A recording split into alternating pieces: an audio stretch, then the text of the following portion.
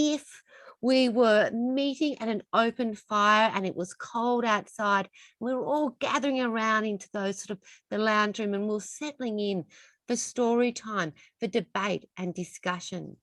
So the first thing that I would say, waving my glass of wine around, is hello. I'm so pleased that you could join us. My name is Christine Gordon. I am the programming manager for Readings, and on behalf of Monash University Press and on behalf of Readings, I am delighted to be able to welcome you here tonight. Before we get going, before I introduce you to Dave from the Australian Conservation Foundation, I want us all just to have a bit of a moment where we think about what sort of day we've had. I don't know about you, but I've answered a lot of emails today. I've had a constructive walk around the neighbourhood within my 5K radius. I've checked the news approximately every 20 to 30 minutes. But always during that time, I've always considered that wherever we are, and I imagine all of us are sort of following a similar path of activity, but wherever we are in Australia, I think it's really important, it doesn't matter how busy our heads are, that we remember that we're living on land that's not ours, land that's not been ceded. I'm always feel incredibly grateful to the First Nations people that they have given me access to their stories and to their songlines so that I can experience and appreciate this beautiful land. And I always feel like that it's not enough just to acknowledge that we're living on land that's not ceded, that we're living on land that's stolen. I think we have to also acknowledge how bloody lucky we are and how grateful we should be. So I guess what I want to say to you from the Kulin Nations now is that on behalf of everyone that's listening here today, thank you. Thank you to our First Nations people. Thank you to the elders for showing us and sharing stories. And thank you to all of us that want to make Australia's history better, that we want to do the next steps that are needed. And we understand that we just have to listen. On that sort of note, I want to introduce you to Dave Sweeney. Now, he's a bloke that has actually been campaigning since, I don't know, probably since he was about 8.5, I reckon. He's that sort of bloke.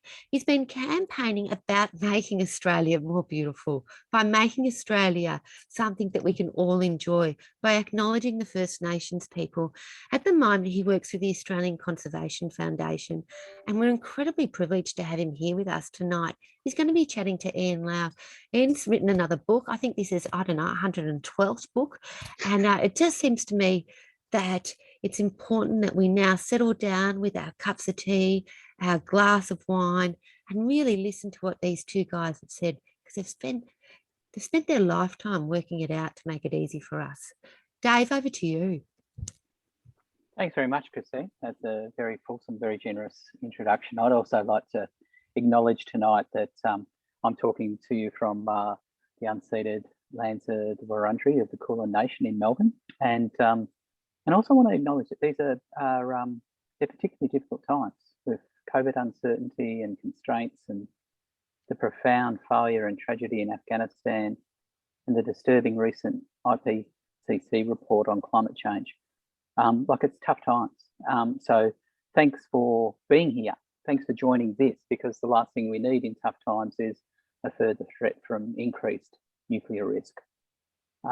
Thanks to Christine and to Readings for this opportunity, and thanks to Sarah and the team at Monash University Publishing for publishing this book, which I was fortunate enough, Ian asked me to do a comment about the book, and I said that one, amongst other things, one thing that was picked up was that this cautionary tale is timely and important, and it absolutely is. So what I wanted to do tonight was start with just a brief snapshot of the status, the current status of nuclear issues in Australia, ahead of a conversation with Ian about his book, his perspectives, and our energy choices and challenges. And I suppose from my perspective, I've been close to this sector for many years over my work with both ACF, the Australian Conservation Foundation, and as a co-founder of ICAN, the International Campaign to Abolish Nuclear Weapons. So that's given me a fairly good insight into the politics, the positioning, the performance of Australia's nuclear sector. And perhaps unsurprisingly, it's not a very pretty picture. I wanted to tonight walk through 4 aspects of Australia's atomic landscape, which is nuclear fuel, waste, power, and weapons. And maybe we start where the industry starts, which is at uranium, which is the basic fuel for both nuclear power and nuclear weapons. And Australia has plenty of it. We've got about 35% of the world's reserves, the largest single amount of uranium of any nation state on Earth, and we are routinely amongst significant suppliers of this commodity. But this output, our uranium rip and ship, is steadily declining. Australia's uranium sector is in steady decline, and this is through a combination of falling demand and commodity price, sustained community and traditional owner opposition, and a lack of social license, and also the equally sustained rise in alternatives, cleaner, cheaper, more popular alternatives in the form of renewables. If we go back in time, and I know for some of you, you'll know this industry and its ins and outs very intimately, but for some less so, and sometimes it's important to just have a little look back. And when the Howard government came to power in Australia in 1996, I remember very clearly the Business Australian had a newspaper headline that said 25 new mines in New Bonanza. So that's what we were facing at the time. And currently there are 2. There's the small Beverley 4 Mile in South Australia's far north, and the massive toxic tailings and thirsty BHP Olympic Dam mine, both in South Australia. And earlier this year, Australia's longest running uranium mine, and one that I know that Ian has been close to over its journey, Rio Tinto's Ranger mine in the World Heritage listed Kakadu National Park region, it ceased commercial operations. So now the focus up there is on rehabilitation and transition to a post-mining economy. Both those things are in train. The rehabilitation will be costly, it's complex, it's uncertain, it's a hard ask and a high bar to restore a heavily impacted industrial site in the wet dry tropics to a standard suitable for inclusion in a dual World Heritage listed national park. But so far, the company, Rio Tinto, is saying the right thing. But as ever, the gap between promise and performance is considerable. And Rio has spectacularly exhibited this in relation to Juukan Gorge, the destruction there. So Rio will be closely watched and long judged by their actions at Ranger. And as well as the rehabilitation work, there's the transition work from mining dependence to a robust and vibrant Aboriginal controlled post-mining regional economy. And this work is also happening. There's important funding and infrastructure commitments from the Northern Territory and federal governments. There's key transition planning that's being driven by the Mirarr traditional owners and Kunjatni Aboriginal Corporation, their organisation. And there's a development of tourism, art, culture, and natural resource services economy. And in June, the tenure of the town of Jabiru, the service town for the Ranger mine built for that purpose, was handed to Mirarr. So these things are happening now. They're not without complications, but they're advancing and they're a success story. And tonight I want to give a big shout out to the Mirarr for their tenacity. They opposed Ranger. That opposition was acknowledged and then explicitly overruled. They then led a global campaign, and a successful one, to stop a new proposal at Jabiluka. And they supported the adjacent clan and Jeffrey Lee and the Jock community to successfully oppose a plan for new uranium mine at Kungara, and saw that area protected by being permanently folded back into Kakadu National Park. Now, when the discussion around uranium mining in Australia started, Kakadu had 3 uranium projects that were in the frame: Ranger, Jabiluka, and Kungara. Mining was set to happen until the 2060s. And now it's the early 2020s as we're talking tonight. And that industrial chapter in Kakadu is over. Massive tribute to traditional owners, their courage and tenacity. Massive tribute also, and I think it's really important in trying and difficult times to remember this, massive tribute also to people power and solidarity. So there's an active campaign now in the uranium front. There's an active campaign now to stop new greenfield uranium proposals in Western Australia. Along the entire eastern seaboard, uranium mining is banned, either through legislative ban or policy bans. So we've got a sector that's finished in the Northern Territory, contested and stalled in Western Australia, and constrained in the one jurisdiction where it's happening in South Australia. It's a very long way from the U bonanza and 25 new mines. And for many of us working to remove Australia from being a uranium mining and export country, we see a lot of parallels and a lot of models with the asbestos industry. Asbestos worked, but it worked at a very high human and environmental cost. Uranium works, you can generate electricity from it, but it comes at a high human and environmental cost. And asbestos, we made a decision that there were cleaner alternatives that could do the same job, and we embraced that. We didn't run out of asbestos, we ran out of time and social license and consent for asbestos. And it's the same with uranium. And we see the growth of renewables as absolutely superseding this sector, and uranium is the 21st century asbestos. One of the things that's very special about uranium is that it all becomes radioactive waste. And there is still no assured way to isolate radioactive waste for the extensive time periods that it provides and proves a direct human and environmental threat. It's long been described as the Achilles heel of the nuclear industry. And in a basic sense, Ian would have a much better analysis, but the basic sense of it is you put a uranium fuel rod in a nuclear reactor and you get 3 years of reliable electricity. After that, the decay rate's no longer as predictable and it becomes radioactive waste. So from 3 years of hot showers and cold beers, you then have 100,000 years of a waste that needs to be isolated from people on the planet. Carcinogenic and mutagenic, causes cancer, can change genes. So it's not a clean industry. It's a massive future burden and intergenerational impost. Now, Australia has faced 2 serious attempts to be promoted as a dump site for high-level international radioactive waste, one in the 1990s in Western Australia and one mid-last decade in South Australia. Both attempts were thwarted by strong community and particularly Aboriginal opposition. But that threat remains simply because the issue of radioactive waste remains unresolved. And close to home on the radioactive waste front, we have the latest chapter in a long fight over how best to manage Australia's domestic radioactive waste. So for 4 decades, both major parties have pursued the idea of a dump and store. So you dump low-level waste and you store higher level or intermediate level waste in a co-located facility in regional or remote Australia. Lots of fights at lots of sites, and many of you will be aware of this. Cooperpedy and Woomera in South Australia, Muckaty and Harts Range in the Northern Territory. And now the Eye of Sauron has it's moved back down the track, and it's in South Australia, and Minister Keith Pitt wants to develop a national nuclear facility near Kimba, west of Whyalla in South Australia's Eyre Peninsula.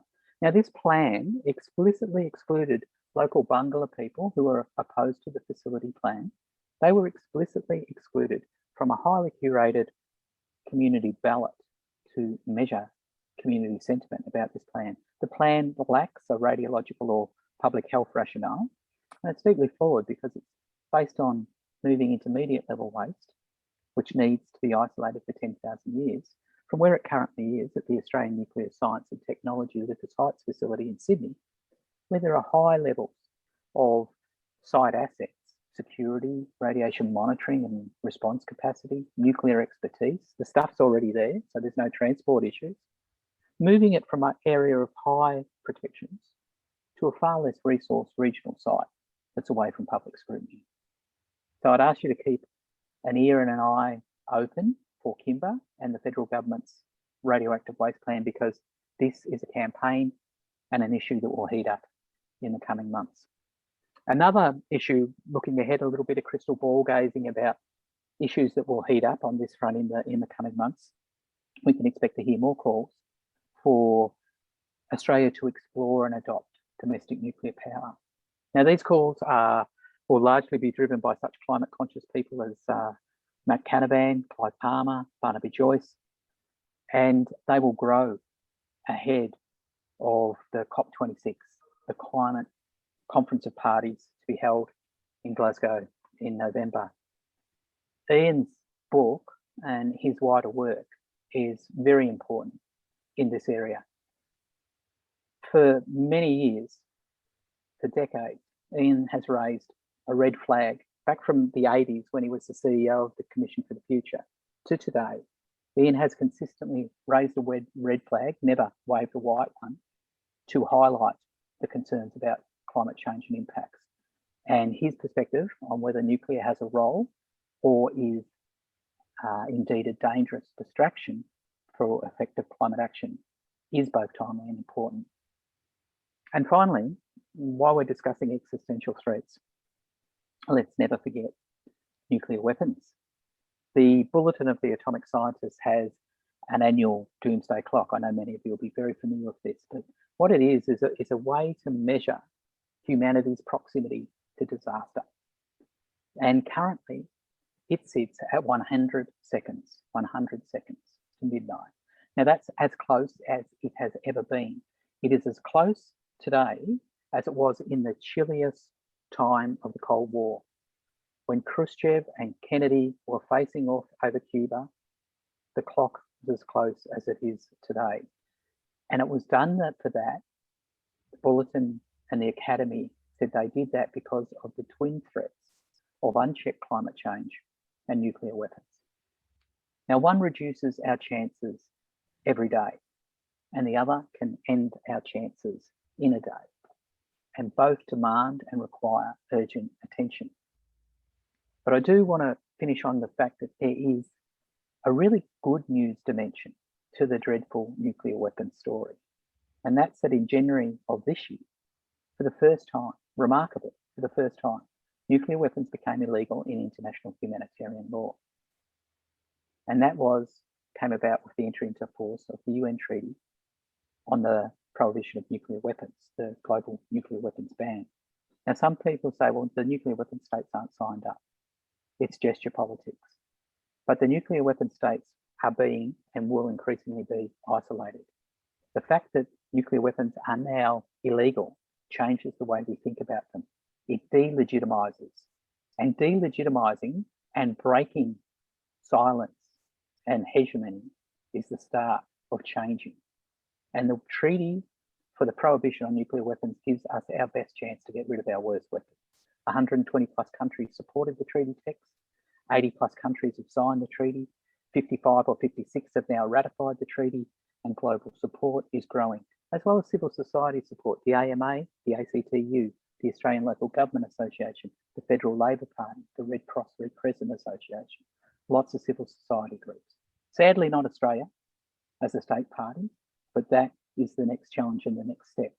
And the really positive thing about this is that this initiative was born from here, from ideas and action generated in Melbourne, where ICAN was founded in 2007.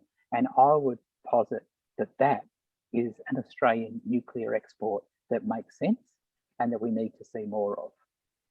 So I'll wrap it up, my little part of this, because I'm looking forward to having a conversation with Ian, because tonight this is Ian's night. This is his story and his book, and it's told in his clear, considered and persuasive way. There's a lot of decency in Ian Lowe, and there needs to be decency re-injected into public life. I hope that placing the long half-life of the Australian nuclear industry into the current struggles and debate provides some context. I know for some of you don't need it. Maybe for others it's new. But the interesting thing is that these remain pressing and urgent issues. This is not some reflection on an industry that's past. These are pressing and urgent issues. These are active challenges and struggles today. The other thing that it does is it highlights that it's human actions, for good or ill, that we inherit from the past and that shape our future. So now, for me, it's a great pleasure to thank you for your attention and to introduce the former president of ACF, so my sort of Uber boss for a long time, a leading Australian public intellectual, a former CEO of the Commission of the Future, Eureka Prize for Officer of the Order of Australia, very many list of honours, 50 plus books, more books I think than signatures to the treaty. That must change pretty quickly. So you better keep riding, Ian, to keep in front of that curve. And above all, probably a very useful cricketer and a very considered and positive contributor to public life in Australia. So Professor Ian Lowe. David, I don't think I can live up to that introduction. Thank you very much. You're very kind.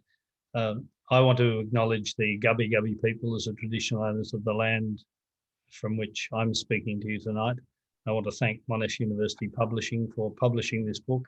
Thank Readings Hawthorne for having this launch event, and thank you, Dave, for your kind introductory comments. I'll just make a few comments and then we might have a discussion. This book traces both my path and the path of the nuclear industry in Australia. The nuclear industry in Australia really began by supplying uranium to allow British and American weapons to be developed and allowing the British to test their weapons on our soil. And there was no public consultation. In fact, the Prime Minister of the day didn't even tell his cabinet that he was approving the British testing their nuclear weapons on our land. The later of those tests was dramatised in the recent ABC series, Operation Buffalo, some of which was fiction, but some of which was alarmingly close to the truth. And there is still a legacy of contaminated land as a result of us allowing the British to test their weapons. As a young scientist in a state where people were regularly killed and injured in coal mines and where the pollution from burning coal was obvious, I was quite attracted to the idea of nuclear energy. And in fact, when I went to the UK to do a doctorate in physics, I accepted a scholarship from the UK Atomic Energy Authority. And my doctoral research looked at an area of physics that affects the useful life of fuel elements in nuclear reactors. And at the time, I was quite keen to see nuclear power displace coal.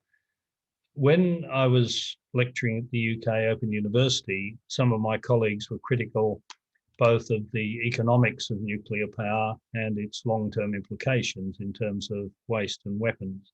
And that moderated my enthusiasm. I was back in Australia on a 6-month fellowship shortly after the publishing of the Ranger Uranium Environmental Inquiry First Report, the so-called Fox Report, which was started by the Whitlam government. It published late in 1976, and it broadened into a discussion not just of the Ranger proposal, but of the broader issue of Australia mining and exporting uranium.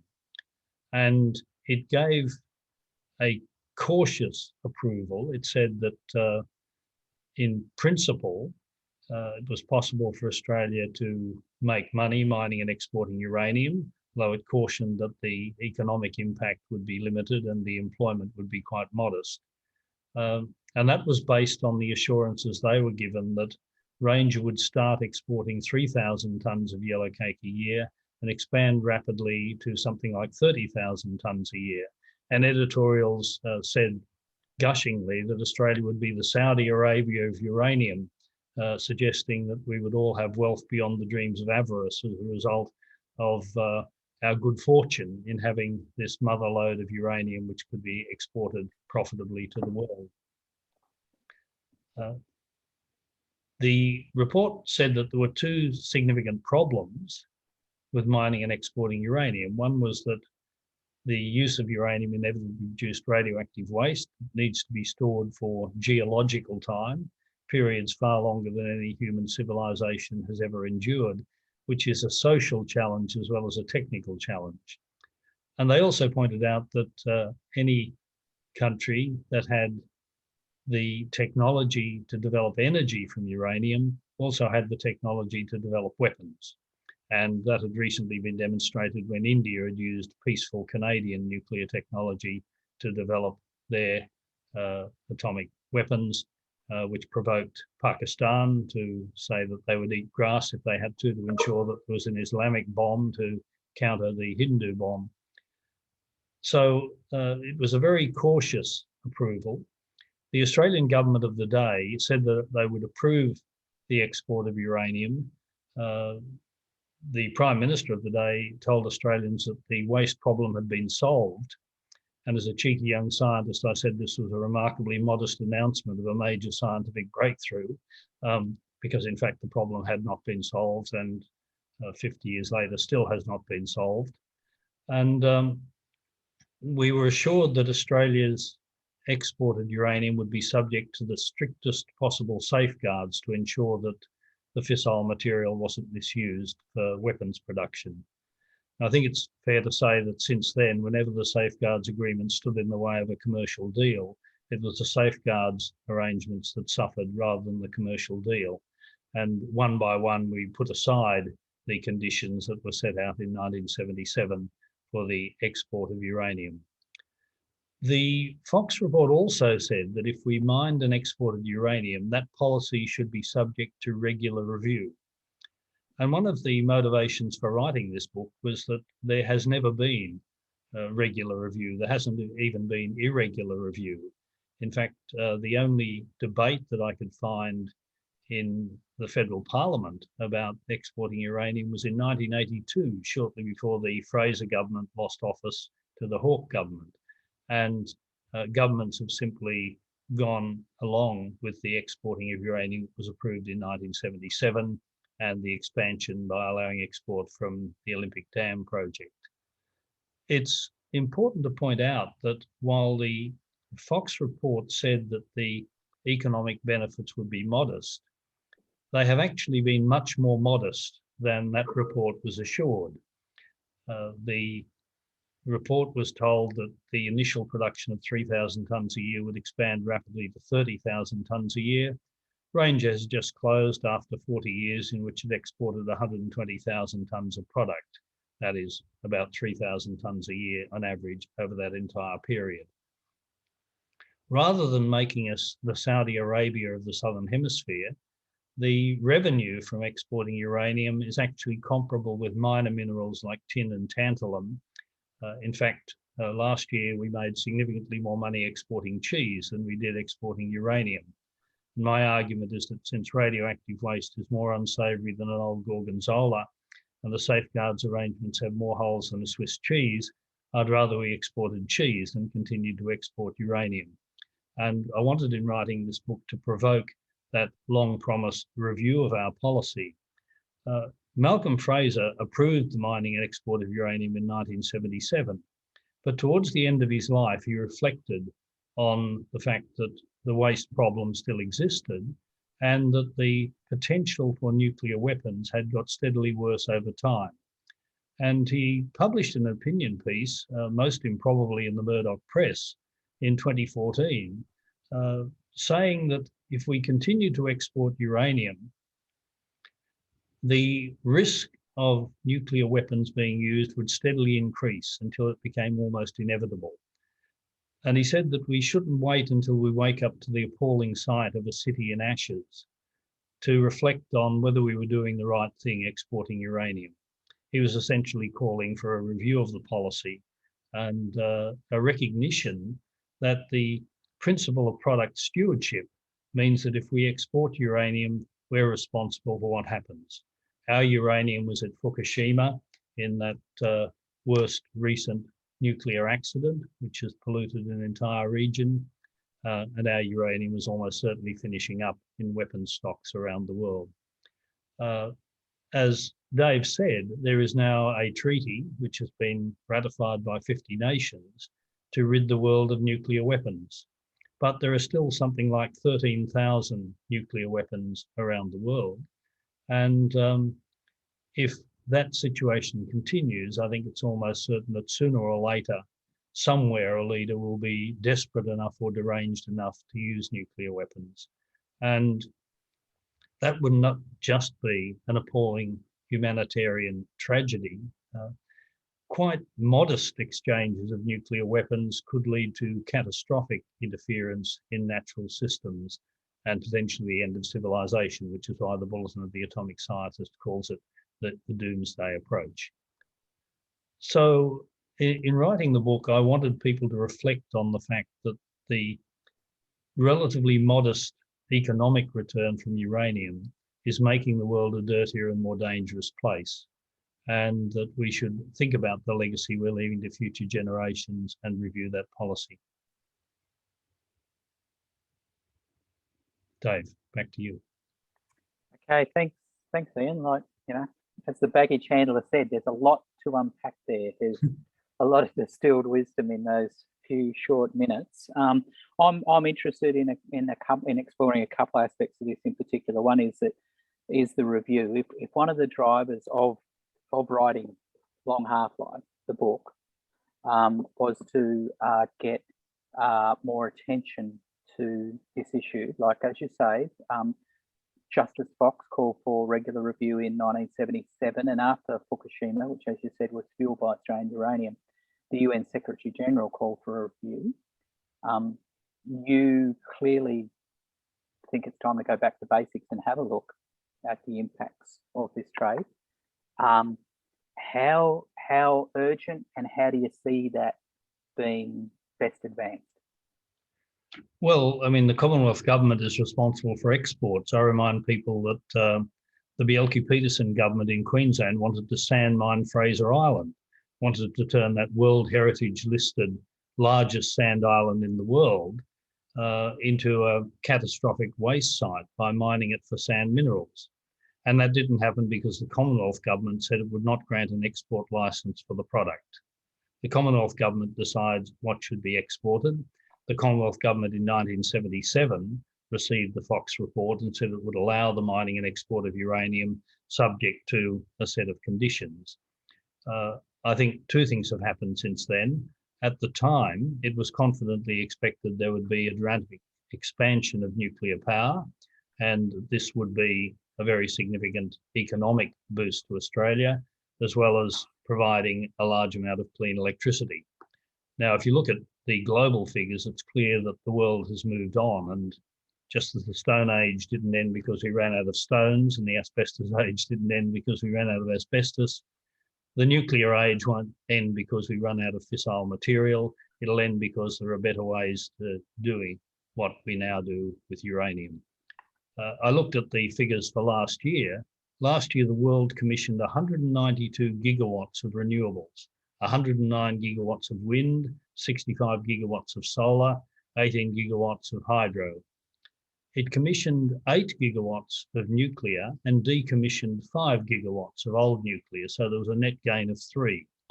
So that's what the world is doing, not because principally of environmental concerns, principally driven by economics. If you look at the economics of generating electricity, wind and solar are now producing electricity at about 4 cents a kilowatt hour. Nuclear is somewhere in the region between 12 and 16 cents a kilowatt hour, 4 times the price of electricity from solar or wind. So it doesn't make economic sense. And solar and wind don't leave a legacy of radioactive waste. They don't expose us to the risk of weapons or terrorism. Nobody worries about a terrorist getting hold of a wind turbine blade or a solar panel. So there really isn't an economic case, there isn't an environmental case, there isn't a security case. So we really should be asking the question, are we doing the world a favour, or are we simply allowing a relatively short-term profitable operation at the expense of a great risk to future generations? Ian, you've spoken about the rise of renewables and the far greater economic benefits from renewables. Climate change is driving a lot of people to call for dramatic action to drop carbon. If our choices are either radioactive or renewable, what path and for what rationale would you be advocating? Well, I'd say renewables are both cheaper and cleaner and can be expanded more or less without limit, because humans' total energy demand is a tiny fraction of the solar energy that's supplied to the Earth. So meeting all of Australia's needs from solar energy, all of the world's needs from solar energy, would not make any detectable difference to the amount of solar energy available for other purposes like growing crops. So there is no negative to it. And the positive is that it's not exposing generations to risk. I think the issue is whether we should simply go on expanding supply. I remember the American energy analyst Amory Lovin saying people don't want showers, they want don't want energy, they want hot showers and cold beer. And if you have your shower from solar hot water, your body doesn't know that it's solar hot water rather than hot water produced by degrading coal-fired electricity to heat water. All you care about is that the water is hot. And similarly, all you care about is that the refrigerator keeps the beer cold. You're not concerned about the energy source. Much of the technology that we use today is still embarrassingly inefficient. And there are quite respectable surveys that show that we could probably use half the energy we now do and live at the same level of material comfort. In fact, the National Framework for Energy Efficiency was presented to the Howard government in 2003. And based on the technology that existed then, nearly 20 years ago, it said we could reduce our carbon dioxide emissions by 30% using cost-effective existing technology you could buy off the shelf with a payback time of less than 4 years. And it said that you could do much better if you set an ambitious target. A UN report on resource efficiency and economic outlook for the Asia Pacific said that if the legitimate development aspirations of people in our region were to be met, if they were to have the things we take for granted, like lighting and heating and transport and the ability to process information and so on, the world needs a new industrial revolution in which we aim to produce the material needs of people with perhaps a quarter of the resources we now use. And I think future generations will look back and be amazed at how wasteful we were with resources and how wasteful we are with energy. So I'd say the sensible path forward rests on two legs. One is significantly improving the efficiency of turning energy into the goods and services that we want. And the second is significantly cleaning up those energy sources. And both economically and environmentally, I think solar and wind make a lot more sense than nuclear. Some countries like France, which went hell for leather for nuclear in the 1960s when its oil-fired electricity became too expensive, will take decades to phase out nuclear. But countries that don't have nuclear power, like Australia, New Zealand, Norway, there is no case at all for nuclear power. And the few countries that are still building nuclear power stations, like the UK and Finland, are finding those projects years behind schedule and billions over budget. So it doesn't make any sense in a world where we need urgently to reduce our emissions to slow down climate change. Again, I suppose we're seeing a gap between promise and performance. Is that also that gap between promise and performance there with the talk and the promotion now of fourth generation nuclear technology and small modular reactors? Like, is there anything new there in your perspective? Well, there's a lot of new talk, but not a lot of new action. I was reminding Philip Adams on Late Night Live that when Barry Brook and I wrote a flip book about whether Australia should or should not have nuclear power in 2009, Barry was quite optimistic about so-called Generation 4 reactors and small modular reactors. He accepted the problems with current reactor technology, but said that he was confident that these developments would mean that nuclear power would be more cost-effective and safer and provide fewer risks to future generations. But 12 years later, you still can't write a check and buy a small modular reactor. There still are no Generation 4 reactors being built. It is still hypothetical. And even if they did exist, there is still a timescale problem. The Sitkowski report, which John Howard commissioned in 2006, was chaired by the head of the Nuclear Science and Technology Organisation, strongly pro-nuclear. But he conceded in that report that it would take both a carbon price and other forms of public subsidy to make nuclear seem economic, and the economics have got a lot worse since then. He also said that it would take at least 10 years and probably 15 to build one nuclear reactor. Now, we don't have that sort of time. in 10 years, we could, with political will, develop enough solar and wind with storage to power Australia completely from renewables in the time, less than the time it would take to build one nuclear reactor. So it's just not a timely response either. Not a timely response, and not a response, like you said, there's multiple reports that show that renewables can and are delivering, and that they're the future. Is, as a scientist and as someone that's been very active in this space for a long time, there seems, how do you view the sort of retreat from evidence and the fact that we sort of cycle around this argument time and time again? Well, some people are determined to stick to their myths. I mean, I was led to believe when I was a young scientist that nuclear power was cheap, clean and safe. That was the dogma of the time. The evidence shows that even if that were true in 1955, and I'm not sure it was, but even if it were true then, it's certainly no longer true. 3 Mile Island, Chernobyl, Fukushima have dispelled the idea that nuclear power is safe.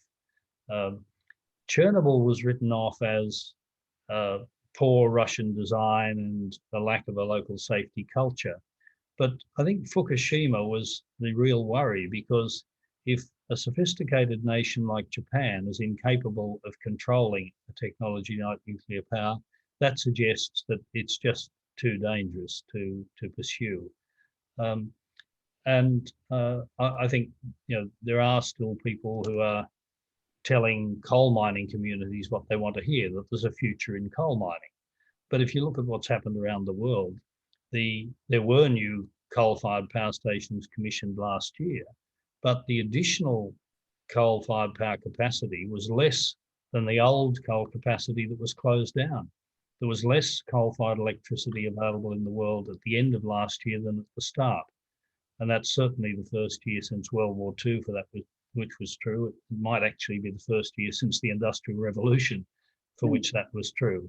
And countries like the UK, for the first time since the Industrial Revolution, are getting electricity from sources other than coal, no coal-fired electricity. So, you know, the world is moving on. I'm not sure it's moving on fast enough, but there are still people who are determined to cling to their myths, that they grew up thinking there was a future in coal, or that nuclear was cheap and clean and safe.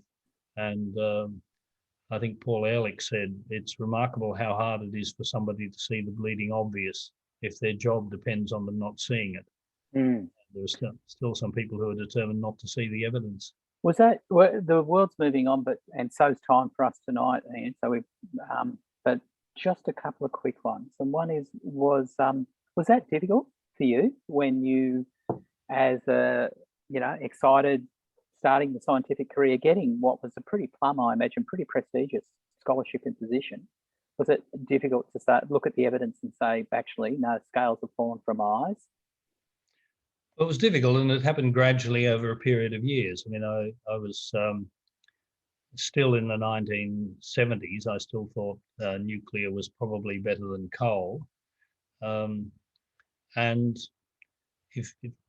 certainly in the short term, nuclear is cleaner than coal. It's just that there are the long-term problems, and I suppose it was a long process of accepting. Basically, the thing that changed me most was the Fox report and their analysis. And I thought their argument was incontrovertible, that if we export uranium, we are responsible for the fact that it's producing radioactive waste. And more than 40 years later, a few countries like Sweden and Finland have a well-advanced process for working towards a long-term solution for radioactive waste, but most other countries, the spent fuel is just piling up near nuclear power stations with no strategy for handling it. And that's a continuing problem. And they also said that while there was hope for the nuclear non-proliferation treaty, that we maybe couldn't rely on it. Now the evidence is that that was meant to be a deal that those nations with nuclear weapons would disarm, and other countries would in return not develop nuclear weapons. The weapon states have not disarmed, and so predictably other countries have joined the nuclear club. And Mohammed El-Baradei, when he was head of the International Atomic Energy Agency, made the obvious point that if some countries are basing their defence on nuclear weapons, there is no moral argument why others shouldn't as well.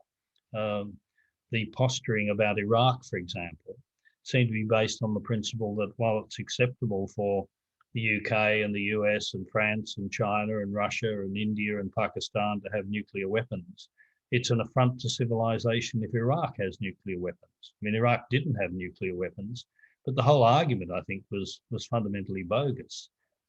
If one country has nuclear weapons, there is no moral argument why others shouldn't. And so I came to the recognition that, came to the decision that those arguments were very solid, and that my enthusiasm for nuclear power should be curbed, because wherever there is nuclear power, there is radioactive waste, and wherever there is nuclear power, there is the potential to develop weapons. Absolutely. I'm loving the dots that you're joining and you're connecting. If anyone does want to ask a question of you, there's the ability to put that into the chat too, folks. So remember that. Ian, you've quoted a few people, but I wanted to quote one of yours back at you. I'm not sure if you coined it, but you've certainly spent it a few times, where you've said, if nuclear is the answer, it must have been a bloody stupid question. Do you, have you got, given that there is like the economics and the social license, the technology and the rapidity of result is all moving towards renewables, are you still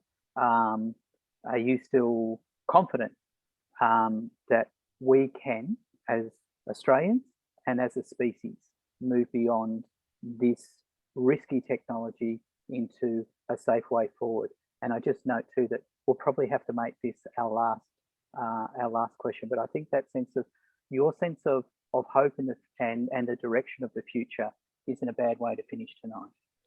Well, when I was at the Commission for the Future, its motto was, the future is not somewhere we're going, it's something we're creating. That at any given time, there are a wide range of possible futures, and which one eventuates will be the product of our decisions and actions as individuals, as members of households, as members of groups, members of institutions. There's no doubt now that we have the capacity to shape a clean future. And it's entirely possible to envisage a future in which all humans are able to develop their full potential, everyone's able to live a happy and productive life without the nuclear sword of Damocles hanging over them. Because we don't need nuclear energy, and we certainly don't need nuclear weapons, in my view. Change happens when enough people want change badly enough. And when the people lead, the leaders eventually follow. I mean, the move to outlaw nuclear weapons didn't come from leaders, it came from community groups. Just as previous big changes like the abolition of slavery or votes for women came from the ground up, they didn't come from visionary leaders. And I think that one of the great benefits of modern technology is we have an interconnected world, and people all around the world are joining up the dots. People all around the world want to see a future in which they can live comfortably and live safely and live with a clear conscience, knowing that the world they're passing on to their children and their grandchildren could be a better one rather than a worse one. So I encourage people to be positive and to think that if enough of us work productively enough, we can achieve a clean future. And I can't think of any better legacy to leave my little 6-year-old grandchild than to be able to tell her that I did everything I could to make sure that the Australia that she grows up in is a clean, a safe, a productive and a harmonious one. I'm glad that Christine has hit play on the record button here, or record on the record button here. That's beautiful, Ian Lowe. You said the people lead, the leaders will follow. Well, I would just like to close by saying, and hopefully the people will also read as well as lead, because this book has lots of good stuff in it. Thanks so much, Ian, for this book, but for what you've done over a very, very long time. And I'm sure I speak for all of us on this, and all of us will see the podcast and that, to just thank you for your efforts, for your eloquence, and for your compassion and your decency in tough times. And I think, you know, that sense of hope, we have the technical capacity, now we just have to have the emotional maturity and make it happen. And I think that fact of bringing it back to future and people is pivotal in getting this story. It's not a technical story, it's a story where the technology is subservient to the people and the planet, and you make that so clear. So thanks so much, and I imagine it's over to Christine.